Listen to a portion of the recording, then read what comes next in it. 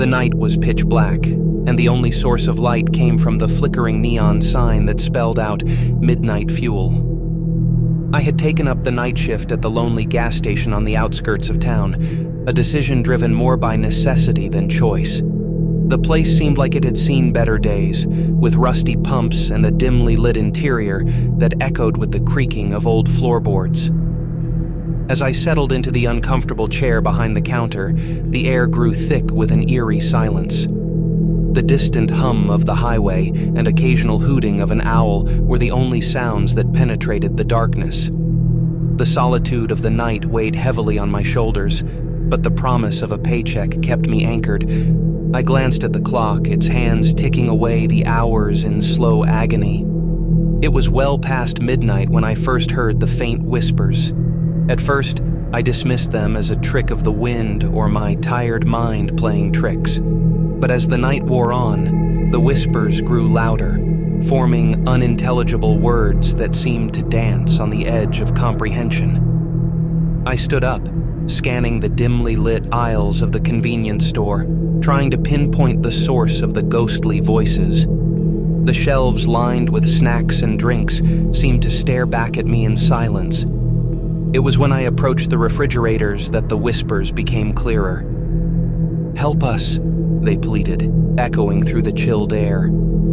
My heart raced as I frantically looked around, searching for the unseen voices. The cold breeze seemed to carry the desperate pleas, and I felt an otherworldly presence enveloping me. Suddenly, the lights flickered, casting long, distorted shadows on the linoleum floor. The temperature plummeted, and I could see my breath in the air. A chill ran down my spine as I realized I was no longer alone. The shelves rattled, and the merchandise shook as an unseen force moved through the store. I stumbled backward, my hands clammy and my pulse racing. The whispers turned into anguished cries, and I could feel the weight of 100 unseen eyes staring at me from the darkness. In a panic, I fumbled for my phone, intending to call for help. But as I raised it to my ear, the device emitted a ghastly static, drowning out any attempt to communicate with the outside world. I was trapped, surrounded by the paranormal forces that had awakened in the dead of night. The overhead lights flickered again, this time plunging the store into complete darkness. The air felt thick with a malevolent energy, and I could sense unseen figures moving closer. Fear gripped me as icy fingers brushed against my skin, and a voice whispered directly into my ear, sending shivers down my spine. "Leave this place," it hissed, the words vibrating with an otherworldly power. I stumbled backward, desperate to escape the spectral presence that had taken hold of the gas station. With each step, the whispers grew louder, the shadows darker, and the air heavier. As I burst through the creaking door into the cool night air, the neon sign flickered one last time before casting a sinister glow over the empty gas pumps.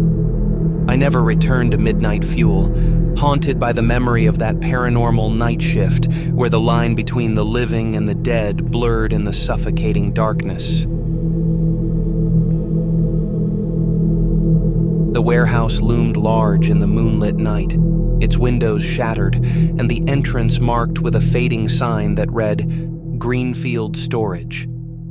I had taken up the night shift as a security guard, a solitary figure tasked with patrolling the vast expanse of the warehouse, its secrets hidden within the labyrinthine aisles.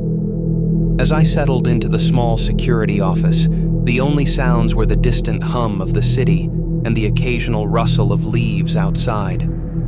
The monitors displayed the silent hallways and empty storage units, but an uneasy feeling settled in the pit of my stomach. This place had an aura of abandonment, as if it held onto the echoes of forgotten whispers.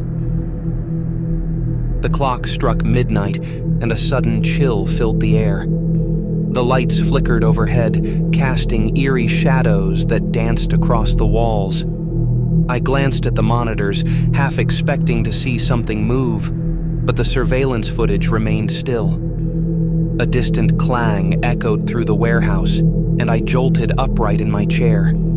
I grabbed the flashlight from the desk and cautiously stepped into the dimly lit hallway. The silence was oppressive, broken only by the creaking of the old building settling into its own groans. I approached the source of the noise, the narrow aisles between towering stacks of boxes that seemed to stretch into infinity. The flashlight's beam revealed nothing but dust-covered crates and forgotten relics of a bygone era. But as I turned to leave, a low whisper echoed through the darkness. "Help me." I froze, the hair on the back of my neck standing on end. The voice seemed to come from nowhere, a ghostly plea that sent shivers down my spine. Swallowing hard, I called out, "Who's there?" No response, just the echo of my own voice fading into the emptiness. I continued down the labyrinth of aisles, the whispering growing louder and more desperate. The air became heavy with an unseen presence, and the temperature dropped. As I rounded a corner, the beam of my flashlight illuminated a flickering light in the distance. It led me to an old storage room, its door slightly ajar. Hesitant but compelled, I pushed it open. The room was filled with dusty furniture and forgotten artifacts, but in the center stood a flickering lantern, casting shadows that danced on the walls. The whispers reached a fever pitch, and the temperature plummeted further. I felt a cold breeze pass through me, like the touch of unseen fingers. The room seemed to breathe with a life of its own, and the air pulsed with a paranormal energy. And then, in the corner of my eye, I saw them. Faint, translucent figures of people long gone, their eyes filled with sorrow. They reached out to me, their ghostly forms imploring for release from a timeless torment. I stumbled backward, my heart pounding. The lantern flickered violently, casting the room into darkness. The whispers turned into anguished wails, and the figures disappeared into the void. I ran back through the maze of aisles, the ghostly cries echoing behind me. As I burst into the security office, the lights flickered one last time before returning to their steady glow. I never returned to Greenfield Storage, haunted by the memory of that paranormal night shift, where the line between the living and the spectral shadows blurred in the ghostly embrace of the forgotten past.